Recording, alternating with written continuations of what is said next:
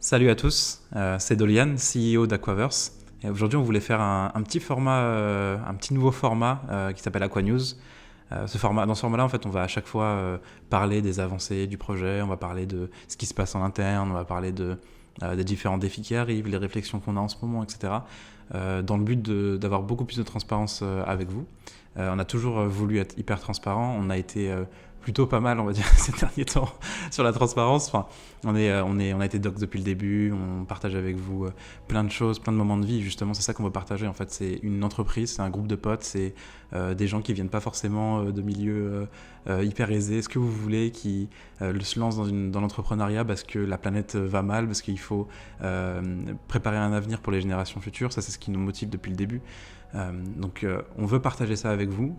Parce que si on a appelé la collection même Guardians, c'est parce que vraiment on se considère comme des Guardians des océans, de la planète, construire un monde meilleur pour le futur. Et ça, il faut qu'on le fasse ensemble. C'est pour ça que la blockchain, c'est le meilleur endroit pour ça. La communauté qu'on a, vous savez très bien, on est à fond tous ensemble, etc. Donc on veut encore plus de proximité avec vous. Déjà, on a eu la chance de vous rencontrer à Vivatech. Ça, c'était hyper cool. Merci pour tous ceux qui sont venus. Ça fait plaisir de vous voir en vrai, de parler avec vous, de partager avec vous des choses aussi.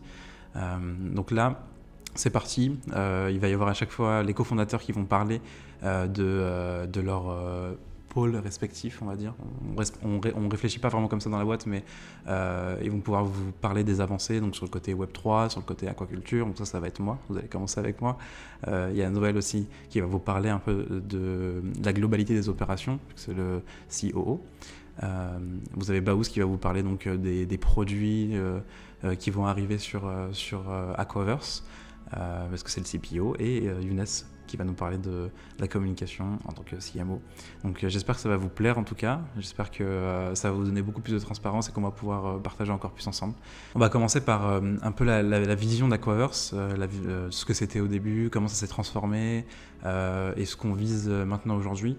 Forcément, on est un groupe de jeunes qui veulent prendre notre destin en main, on s'est lancé dans l'entrepreneuriat. On considère que vraiment on a une pépite entre nos mains qui est Aquaverse, l'aquaculture d'éponges de mer. Faire un pont entre la blockchain et l'écologie, pour nous c'est clairement le futur. On est parti de base, comme vous le savez, d'une idée qui est de développer l'aquaculture d'éponges de mer, vendre des éponges de mer pour la financer. Ça c'était l'histoire de Biocinature à la base qui est devenue Jimbe et qui maintenant découle sur Aquaverse. L'idée ça a toujours été de prouver au monde entier qu'en produisant avec la nature, on peut avoir un impact positif énorme et surtout on peut produire plus en fait. La nature elle a 3,5 milliards d'années de R&D. L'aquaculture d'éponges de mer c'est vraiment le meilleur exemple pour ça. C'est qu'en 3,5 milliards d'années, la nature a développé des méthodes de production exceptionnelles. C'est fascinant d'observer comment la Terre produit les choses, comment il y a des cycles entre les espèces, entre les différents minéraux, etc. Et tout ça, ça nous passionne. Donc du coup, là encore aujourd'hui, Aquaverse, on a renforcé, comme vous le savez, avec le côté blockchain.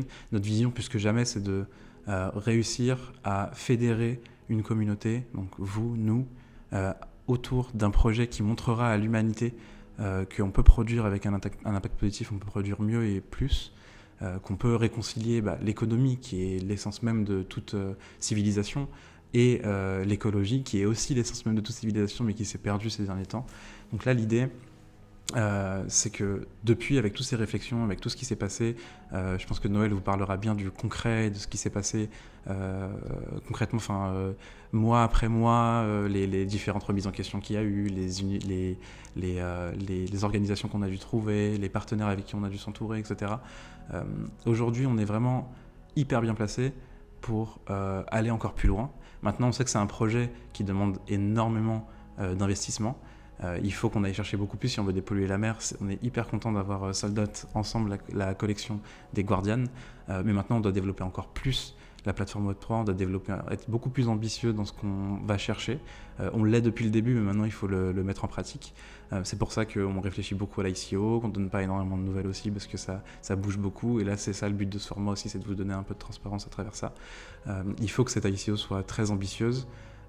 Qu'avec cette ICO, ça nous permet d'ouvrir et de développer énormément de choses que ce soit autour de l'aquaculture, autour du marketing sur la vente de produits, autour des produits qu'on veut vendre, autour des différents produits qu'on peut inventer, parce que quand on parle dans le white paper depuis le début de l'isolation thermique, du textile, des agrotextiles, on peut même faire des toxines anticancéreuses, etc.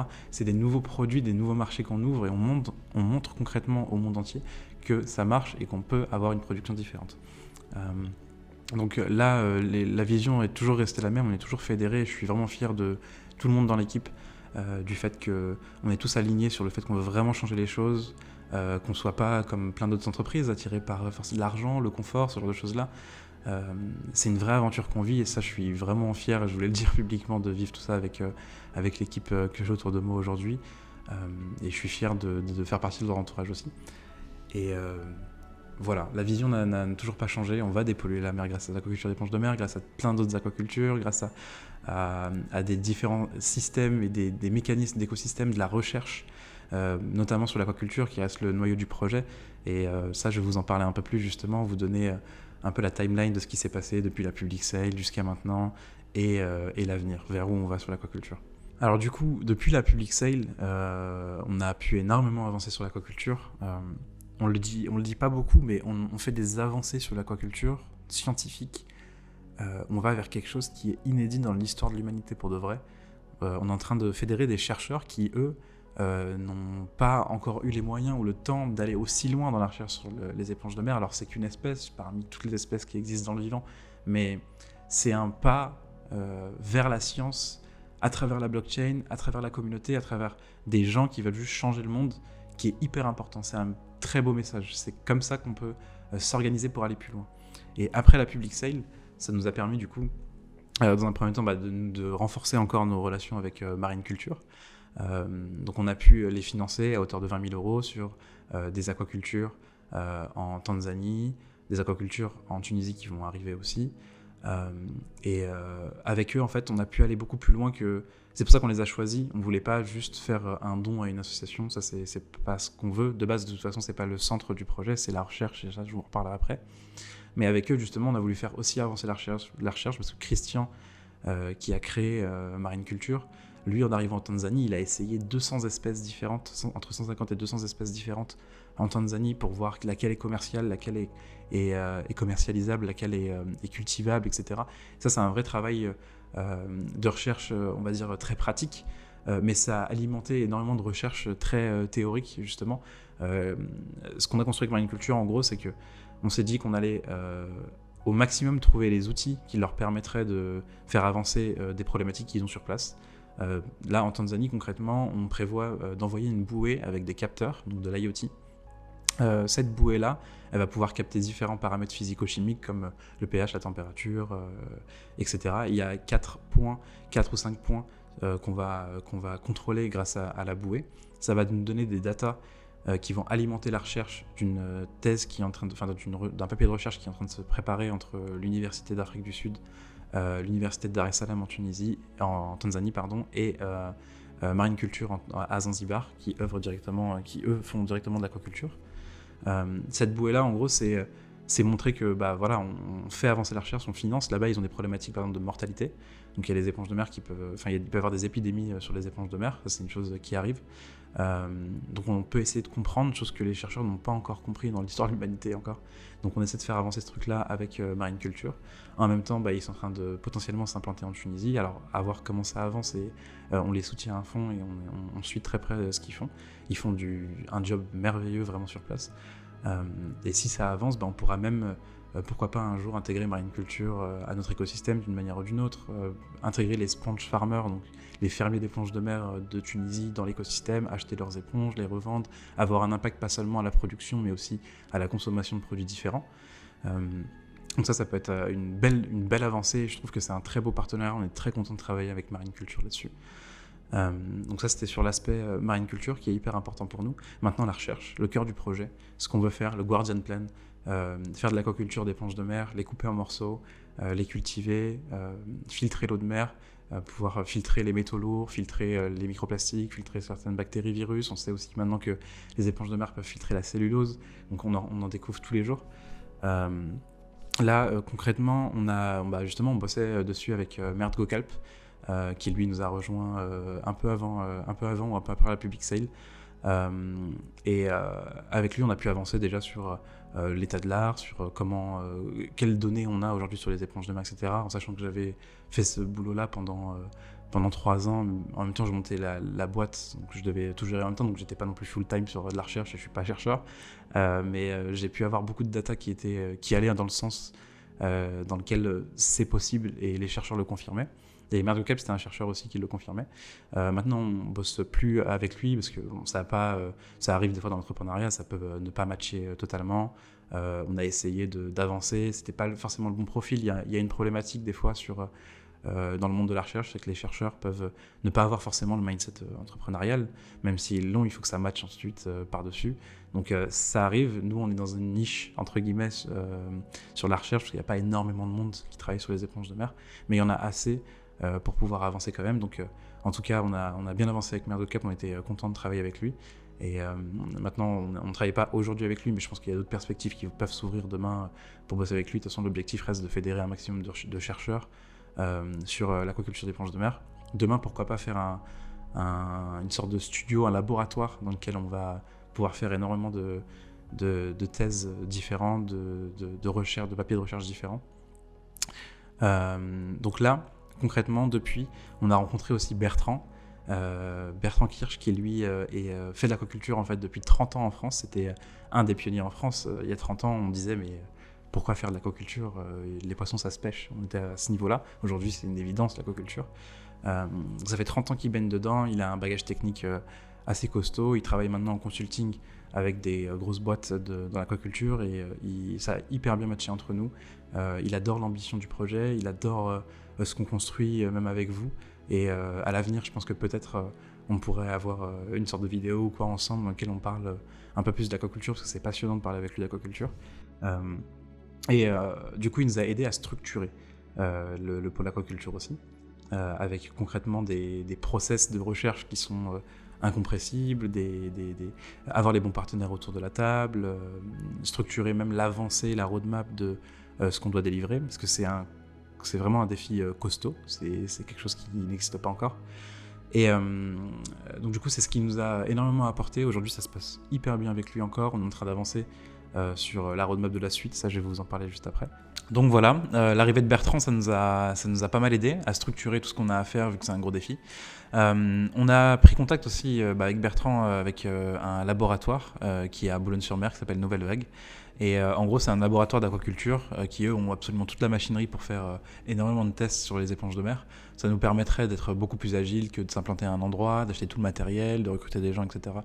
Vu que là, on est dans une phase de recherche, il nous faut juste des protocoles d'expérimentation à appliquer, élucider toutes les zones d'ombre qu'on a sur l'aquaculture d'éponges de mer jusqu'à maintenant. Tester de nouvelles alimentations pour les éponges de mer, tester les meilleurs paramètres pour qu'ils soient en croissance, tester plein de choses comme ça. Ensuite, après ça, donc, vu qu'on n'avait plus de chercheurs, on avait d'autres pistes aussi chercheurs qui pouvaient bosser avec nous, et on a recruté Mathilde Malin, qui est une doctorante de l'université de Polynésie, sur l'aquaculture d'éponges de mer justement. Elle a fait une thèse là-dessus, elle a cultivé des éponges de mer, et elle a avancé sur des questions très intéressantes sur l'aquaculture. Donc pour nous, ça paraissait être logique de bosser avec elle, donc on est rentré en contact avec. Le match, il s'est hyper bien passé aussi. Donc ça matche bien avec l'équipe, avec Bertrand aussi, qui structure l'aquaculture. Avec elle, on va pouvoir avancer donc, sur tout ce qu'on doit fournir avant de passer aux expérimentations. Donc en gros, on doit faire un état de l'art. On doit croiser toutes les données et analyser toutes les données qu'il y a sur l'aquaculture d'éponges de mer aujourd'hui, donc l'existant. Et avec toutes ces données-là, on va pouvoir ensuite faire des synthèses bibliographiques. Donc là, on a un sujet par synthèse bibliographique, par exemple les taux de croissance sur les éponges de mer, les taux de dépollution. On doit se concentrer aussi sur une espèce. Donc là, ça sera Spongia officinalis, sur laquelle on va se concentrer. Et on doit croiser donc toutes les données, tout ce qu'on sait sur les éponges de mer, sur cette espèce d'éponge de mer-là. Donc ça, c'est les synthèses bibliographiques. En même temps, on va croiser des données qu'on a eues sur d'autres espèces, mais de la même famille, pour pouvoir enrichir un peu plus les données. Une fois qu'on a ça, on peut passer au protocole d'expérimentation directement. Et une fois qu'on a les protocoles d'expérimentation qui nous permettent donc d'avoir étape par étape ce qu'on doit faire sur une expérimentation particulière, sur le taux de croissance, sur le taux de dépollution, sur de l'IMTA aussi, on en parlait il me semble dans une dernière vidéo sur en gros l'aquaculture intégrée. En aquaculture, c'est un enjeu alimentaire mondial, l'aquaculture aujourd'hui, parce que c'est pas encore écologique. On fait des aquacultures qui sont des monocultures de saumon, de bar, de dorade, d'huîtres, etc. Et qui peuvent avoir un impact négatif, ou qui peuvent être cultivées dans de mauvaises conditions, comme les huîtres par exemple, à côté des rejets d'eau, des villes, etc. Donc en gros, il y a des bactéries qui infectent les huîtres et qui finissent dans notre alimentation, qui nous affectent nous, qui créent des épidémies. Donc du coup, c'est un vrai enjeu mondial. Et les éponges de mer, son rôle naturel, c'est de retraiter la matière organique dans les océans. Donc elle aura forcément une place hyper importante dans les aquacultures de demain. Si on arrive à montrer et à connecter les aquacultures d'éponges de mer avec d'autres aquacultures, là on révolutionne l'aquaculture. Donc c'est fou de se dire que nous rassembler entre nous, faire avancer la recherche à un point où on peut débloquer des enjeux alimentaires mondiaux ou des enjeux de dépollution mondiale, c'est hyper beau. Ça, je suis hyper content de pouvoir vivre ça tous ensemble, en fait. Et donc du coup, on avance sur les protocoles d'expérimentation. Une fois qu'on les a, on peut passer avec Nouvelle Vague aux expérimentations directement. Et ça va se faire courant. Pour l'instant, on se dit que ça va être courant septembre-octobre. Bien sûr, c'est pas d'annonce, hein, c'est juste un format dans lequel on partage nos réflexions du moment, voir les avancées du moment, etc. Donc là, en septembre-octobre, on aimerait bien faire nos premières expérimentations. Pour l'instant, c'est la voie que prend la roadmap. On est en train encore de l'affiner. On part dans des détails hyper techniques de structuration, de construction de la roadmap sur l'aquaculture. Là, ça devient, c'est lié de la recherche avec de la pratique, etc. Donc par exemple, on applique la méthode des TRL. La méthode des TRL, c'est une méthode qui a été inventée par la NASA, qui colle à peu près à tout projet qui part de la phase 0 en termes, qui parle de l'idée à la recherche, qui passe par la recherche, qui passe par les expérimentations et qui finit par un produit commercialisable ou un service, etc. Donc en gros, il me semble que les TRL, c'est 9 étapes. Là, nous, on est en train de construire les étapes 2 à 5. Et une fois qu'on sera là, on pourra passer à un projet pilote dans une implantation qui sera plus intéressante. On vous fournira peut-être un peu plus d'informations, un petit médium, quelque chose comme ça, pour bien suivre l'avancée des projets. Pour l'instant, on est encore en train de bien travailler la structuration, histoire qu'on soit tranquille. Elle a très très bien avancé, mais on en parlera quand ça sera plus ou moins figé sur la roadmap qu'on a à faire. Donc voilà, ça suit son cours. L'idée donc de réunir Bertrand et Mathilde, c'est génial parce qu'on a le côté technique de l'aquaculture et le côté scientifique. Et les deux ont une appétence. Bertrand est technique mais une appétence scientifique. Mathilde est scientifique mais une appétence technique. Donc aujourd'hui, on a la meilleure équipe pour pouvoir avancer là-dessus, plus Nouvelle Vague dans laquelle on va pouvoir faire nos expérimentations. Donc là, c'est vers là qu'on se dirige sur les prochains mois pour Aquaverse.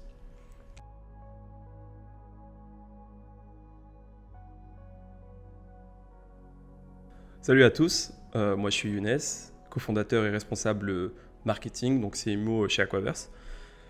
Donc l'idée de ce format, comme vous l'a dit Dolian avant moi, c'est de vous présenter un petit peu notre avancée sur les différents sujets, chacun dans son domaine. Moi je vais vous parler de mon pôle qui est le marketing. Au niveau du marketing et communication, comme vous avez dû le voir, on a quand même beaucoup travaillé sur tout ce qui est contenu, création de marque, développement du média Aquaverse. Vous avez pu découvrir un bon documentaire sur notre voyage en Tanzanie avec Dolian. Vous avez pu découvrir tous les articles qu'on a publiés jusqu'à aujourd'hui. Et en plus de ça, on travaille en parallèle sur toutes les sorties de notre pôle produit et la marque Aquaverse en général. Donc quoi qu'on fasse, quoi qu'on sorte, les événements qu'on doit faire, tout ça c'est couvert entre guillemets par le pôle communication. Le pôle communication, c'est un pôle qui est différent parce que au début, j'étais tout seul dessus. Donc j'étais le seul responsable et la seule personne qui travaillait sur le pôle. Puis petit à petit, on a commencé à le structurer. On a d'abord l'arrivée d'Andrea qui nous a rejoint en tant que responsable Discord. Puis petit à petit, on a commencé à s'entourer de Zaki qui de base était CM chez nous et aujourd'hui, son poste il a bien évolué depuis. Et puis enfin, la dernière recrue entre guillemets pour le pôle marketing, c'est Jérémy qui aujourd'hui est le Head of Discord actuel. On a vraiment beaucoup d'envie pour le pôle communication et marketing On a plein d'idées. On va pas trop vous spoil tout ce qu'on fait, mais on va essayer de vous donner un maximum de visibilité. Principalement, les priorités du pôle marketing, c'est de créer l'image de marque. Qu'on fasse de Aquaverse une marque à la hauteur de ce qu'elle doit être et à la hauteur de nos ambitions. Nous, on est certain que pour rendre l'écologie accessible et démocratisée, on doit passer par des moyens comme le marketing, ce qui est normal. On doit promouvoir l'action écologique et le faire de façon originale. Le fait de dire aux gens d'arrêter de consommer, d'être dans la décroissance, nous, on a du mal avec ce discours-là parce qu'il ne va pas attirer les personnes non concernées.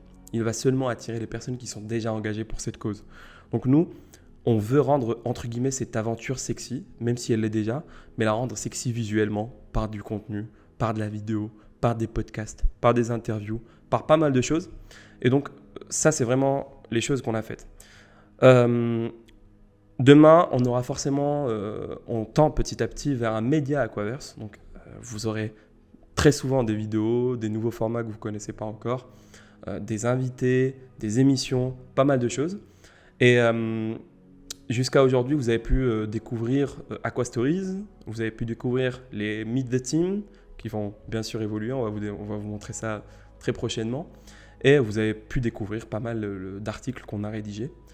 Ensuite, qu'est-ce qu'on a fait ? Je peux vous parler de chiffres, je pense que ça peut intéresser certains parmi vous. Il faut savoir que sur Twitter, mensuellement, on touche entre 1 million et 1,5 million de personnes par mois. Donc c'est quand même un chiffre qui est très important. Surtout en organique, on investit très peu dans le marketing entre guillemets, c'est par choix. Parce qu'aujourd'hui on a des priorités. Certes on a sold out une collection, mais on a vraiment pas mal de travail au niveau de la R&D, pas mal de travail au niveau de l'équipe produit. Et donc le moindre budget économisé entre guillemets, c'est un budget qui va aider le projet à grandir. Donc on fait tout quasiment en organique. Les seuls investissements qu'on a, c'est au niveau du contenu, donc pour amener des personnes qui sont qualifiées pour travailler sur différents contenus, les vidéos, etc. Les autres investissements qu'on a, c'est au niveau de l'influence, mais c'était plus au niveau de la public sale. Ensuite, tout le reste, c'est de l'organique. Tout le reste, c'est de l'organique avec les giveaways, avec tout ce qui va autour. Sur le Discord, on a environ entre 1000 et 1500 membres actifs mensuellement. Et par semaine, il y a environ 30 000 messages qui sont envoyés toutes les semaines sur le Discord. Donc c'est vraiment un chiffre colossal. Quand on parle avec pas mal de porteurs de projets sur Elrond, ils nous disent que les chiffres sont vraiment gros parce que nous, on ne s'en rendait pas compte avant de parler aux autres. Et on est vraiment très fiers, on voudrait vous remercier. Donc ça, c'est vraiment le pôle marketing à l'échelle d'Aquaverse et à l'échelle de la communauté Aquaverse. Après le pôle marketing, il y a vraiment une autre partie qui est vraiment très importante et qu'on commence à structurer petit à petit. C'est la partie promotion de nos services. Parce qu'aujourd'hui, vous le savez déjà, Thales est en vente et commence à être commercialisé. On a aussi pas mal de services qu'on va proposer. Et tous ces services-là, il faut bien les vendre, il faut bien aller chercher un marché, il faut bien chercher des clients et des prospects pour les acheter. Et donc ça va être une grosse partie de l'équipe marketing et de l'équipe communication. Ensuite, une mission qu'on développe assez souvent dans l'équipe communication, c'est les partenariats. Les partenariats avec d'autres projets. Certes, on n'en a pas fait énormément récemment, mais il faut savoir qu'on parle avec énormément de projets, énormément de gens. Toutes les semaines, on parle avec au minimum 5 personnes, 5 porteurs de projets. Et nous, chez nous, on croit profondément que les partenariats, ça ne doit pas s'arrêter au simple giveaway, au simple RT, like, etc. Mais on croit vraiment au partenariat très long terme. Si vous voulez des idées de projets, on a parlé avec de bons projets sur Elrond, on parle avec eux depuis des mois et des mois, mais aujourd'hui, ces discussions ils n'ont pas abouti à quelque chose de touchable, entre guillemets, parce que nous, on veut vraiment aller chercher plus loin que les simples giveaways, encore une fois.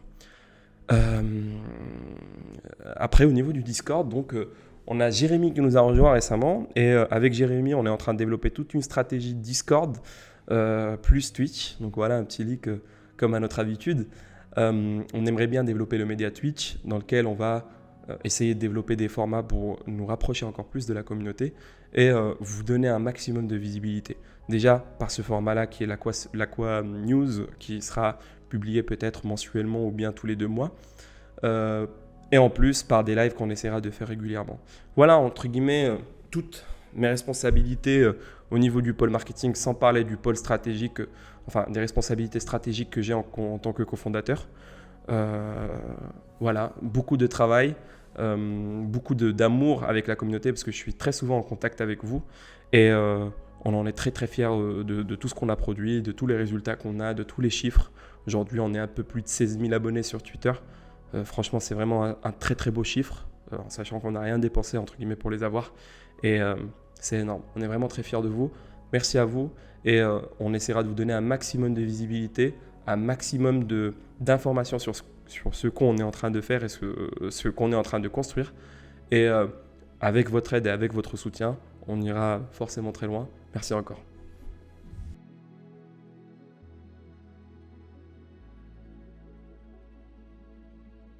Salut les Guardians, vous êtes avec Bausman, responsable produit au sein d'Aquaverse.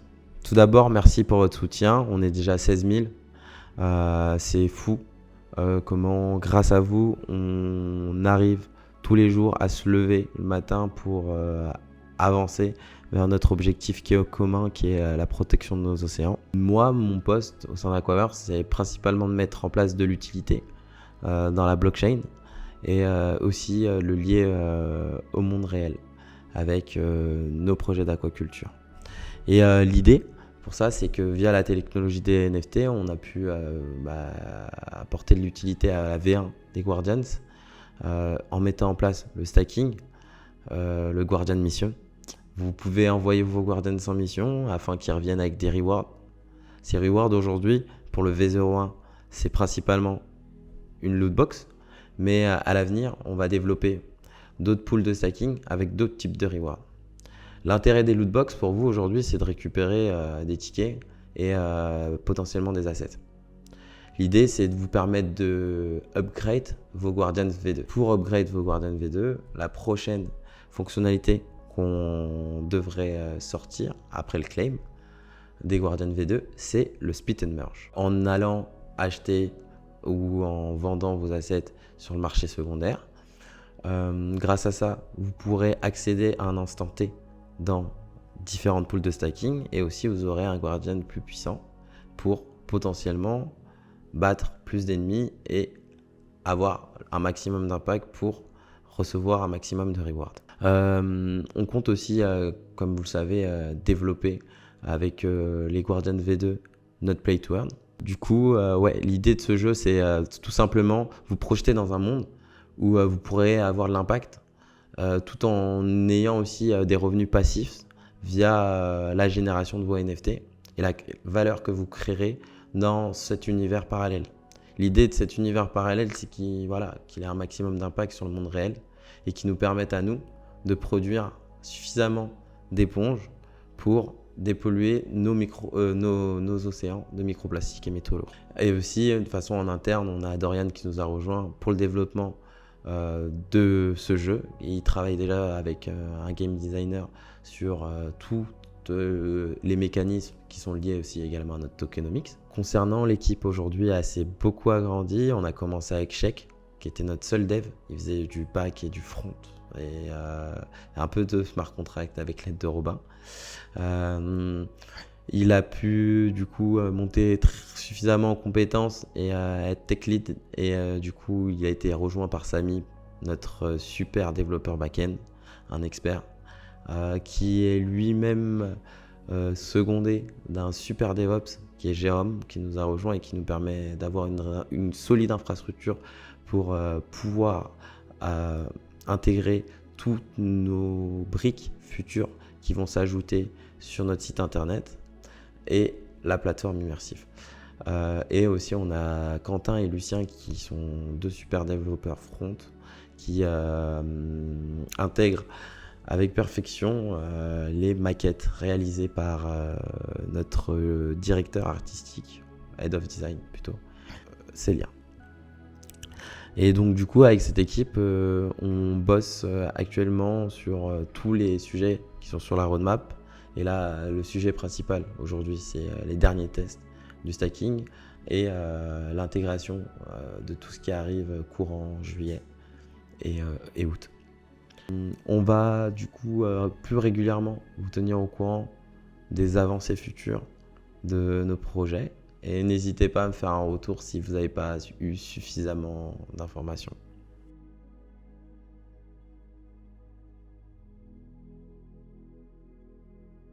Salut à tous, moi c'est Noël, cofondateur et directeur général d'Aquaverse. Mon rôle au sein du projet, c'est de m'assurer en fait que tout le monde va bien. Je suis un peu le garant de la roadmap générale du projet, m'assurer que tous les pôles, tous les services chez nous sont bien synchronisés. Et je m'occupe aussi un peu plus particulièrement de la partie blockchain. Concrètement, là sur la partie blockchain, ça avance énormément. Là, on a la sortie de la V2 des Guardians. Du coup, on vient de présenter la V2 avec le trailer, d'expliquer pourquoi on a sorti une V2 et quelles seront les utilités de la V1 et de la V2, comment elles vont se compléter pour profiter de tout l'écosystème Aquaverse. Du coup, depuis le mois de février, c'est vrai qu'il y a eu pas mal de choses qui se sont passées. Déjà, on a dû passer, comme on l'explique souvent, en fait, du stade de projet à un niveau d'entreprise. On a pris nos locaux, les équipes ont grandi. On a commencé le projet en septembre, on était 4. Très rapidement, on est passé à 6, 7, 8. Au moment de la public, on était 12. Et là, on est 18, bientôt 19. Donc, ça devient compliqué, en fait, d'organiser un peu le travail de toutes ces personnes au fil du temps, parce qu'on a 3-4 personnes qui s'intègrent au quotidien. Là, je pense qu'on va se calmer un petit peu sur les embauches. On va rester sur un plateau parce qu'on a déjà bien blindé nos équipes. Donc ouais, ça c'est une question qui revient souvent, on en discute souvent, même nous, entre porteurs de projets, à savoir un peu comment, ou est-ce qu'il y en a qui ont eu des galères à réinjecter l'argent récolté en crypto-monnaie, à le réinjecter dans une société en euros sur un compte bancaire. C'est vrai que c'est pas facile et il faut avoir de très très bons contacts. Nous, on a la chance d'avoir une banque qui nous suit depuis avant Aquaverse, qui nous suivait déjà sur le projet de Jimbay, qui a décidé de nous suivre sur cette aventure dans le monde du Web3. On a été hyper transparent avec eux et donc on a cette chance-là en fait depuis le premier jour. Le pont entre l'argent qu'on a réussi à récolter sur la blockchain et l'entreprise qu'on a à faire tourner, il était assez simple. Merci Claudine. En fait, nous, on est à l'instar de quelques autres projets, que ce soit sur Elrond ou sur d'autres blockchains. On a essayé de se mettre dans le cadre de la réglementation française. Je dis on a essayé parce qu'on tend toujours vers ça, mais le cadre est encore un peu flou aujourd'hui, donc nous on essaye de faire au mieux. Mais on pourra savoir que demain si on avait tout bien fait. Mais c'est vrai que voilà, ça c'est peut-être le plus gros problème, pas tant de faire revenir l'argent, mais de structurer une entreprise Web3, de structurer légalement la vente des NFT, le paiement d'une TVA, enfin voilà, il y a tous ces éléments-là qui rentrent autour, et c'est vrai que l'aspect légal aujourd'hui, ça reste très flou, il faut s'accrocher. On a la chance, on est suivi par plusieurs avocats, des avocats généraux, un fiscaliste, avocat en droit social. On a vraiment une direction juridique externe, mais qui connaît très bien le projet et toutes ses problématiques. Donc heureusement qu'ils sont là pour nous aider à mettre tout ça en place. Ouais. Et puis le projet, c'est vrai qu'il a grandement évolué depuis le 14 février et la public sale. Entre-temps, il y a eu d'abord l'award de l'UNESCO, donc l'entreprise la plus innovante de 2022, puis la victoire à Vivatech dans la catégorie espace digital réinventé. Et c'est vrai que ça, c'est des choses qui nous permettent à nous, qui donnent énormément de crédibilité au projet, qui nous permettent de rentrer en contact avec des institutions qui d'habitude sont plutôt réticentes concernant les projets blockchain en général, en fait, que ce soit une crypto, un protocole, un NFT. Ils sont très réticents parce qu'ils ne comprennent pas. Et là, avoir la validation d'institutions telles que l'UNESCO, le groupe Le Parisien, Les Échos, Vivatech, ça nous aide, nous, à pouvoir rentrer en contact et être pris au sérieux par ces gens-là. Aujourd'hui, on peut facilement discuter avec des secrétaires d'État, des ministres, des choses comme ça. Et on a cette chance, très peu de projets le peuvent aujourd'hui. Comme vous l'avez entendu juste avant, ça avance sur tous les sujets en ce moment dans l'Aquaverse. On a eu d'abord la partie Web3 qui a avancé un peu plus vite parce que c'est plus facile de mettre des choses en place sur la blockchain que de faire avancer la recherche sur les aquacultures d'éponges de mer. Maintenant qu'on a monté l'équipe qu'il nous fallait au niveau aquaculture, on est serein. On sait que les gros objectifs, c'est les premières expérimentations qui vont partir en fin Q3, début Q4 2022. À côté, sur la partie blockchain, on est en train de travailler sur la plateforme immersive, l'ICO de notre token. Donc d'ici quelques mois, on pourra vraiment dire qu'on a mis en place tout l'écosystème qu'il nous faut pour pouvoir aller dépolluer la mer tous ensemble. Voilà, c'est la fin de la vidéo. On espère que ça vous aura plu. Nous, ça nous tenait à cœur de parler avec vous vraiment en freestyle. On vous dit tout ce qui se passe, etc. Et du coup, ça nous permet d'être beaucoup plus proches et beaucoup plus connectés dans le combat qu'on mène tous. Vous savez, Aquaverse, ça peut devenir un gros projet. C'est déjà un projet qui a pris énormément d'ampleur. Nous, on vise très gros avec ce projet, vraiment très très gros. On met toute notre âme dedans, justement, on est tous dans l'aventure ensemble. Vraiment, c'est une aventure hyper humaine. Moi, quand je me suis lancé, j'avais juste hâte de réunir une bande de potes autour de moi qui a vraiment le projet dans le cœur et qui est prêt à changer le monde et qui veut vivre une aventure vraiment qui va marquer, qui va laisser une empreinte positive en fait à la génération future. Et je pense qu'on est tous liés par ça en fait. Si on doit le résumer, c'est vraiment on veut que après notre mort, on ait un impact positif et qu'on puisse mourir tranquille et se dire voilà, on a fait notre part pour changer les choses. Et on espère que pendant notre vivant déjà, on aura changé les choses. Donc voilà, on est content de vous avoir dans l'aventure aussi avec nous. Je suis content encore une fois d'avoir toutes ces personnes-là merveilleuses autour de moi. C'est pas centré sur moi, mais autour de moi personnellement à titre perso. Et voilà. En tout cas, l'aventure continue. Il y a encore énormément de travail. Nous, on est déterminés comme jamais. Des fois, on est fatigué. Des fois, ça va un peu moins. Des fois, ça va très très bien. Il y a des victoires, des défaites, tout ça, mais pouvoir les vivre ensemble, les vivre avec vous, c'est génial. Donc j'espère que ce format vous aura plu, que ça vous aura bien informé sur le projet. Je pense que vous aurez peut-être plein de questions à nous poser, donc on est prêt à y répondre directement dans le chat. On va se faire sûrement une petite AMA, un petit just chatting ensemble pour en discuter. Donc voilà, à très vite, à très bientôt pour de nouvelles news, et la piraterie n'est jamais finie, n'oubliez pas.